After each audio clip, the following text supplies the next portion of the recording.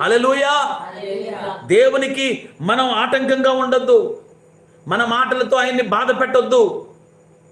దేవా, నాకు ఓర్పుని, నాకు సహనాన్ని, నాకు శక్తిని స్తుతిస్తూ ఉండాలి, కనిపెడుతూ ఉండాలి, ఎదురు చూస్తూ ఉండాలి. తగిన సమయం రానే వస్తుంది. దేవుడిని లేపుతాడు, దేవుడిని ఆశీర్వదిస్తాడు. నీ కన్నులతో నీవు చూసి ఆశ్చర్యపోయే ఆశ్చర్య కార్యాలు దేవుడు చేస్తాడు. హల్లెలూయా. దేవుని బిడ్డలారా, దేవుని వాక్యంలో మనం చదువుకున్నాం కదా, విశ్వసించువాడు కలవరపడడు. దేవునికి మహిమ కలుగునుగాక. విశ్వసించువాడు కలవరపడడు. దేవుని బిడ్డలారా, కలవరపడడు. ఈరోజు సంఘము శ్రమల గుండా వెళ్తుంది. దేవుని పిల్లలు శ్రమల గుండా వెళ్తున్నారు.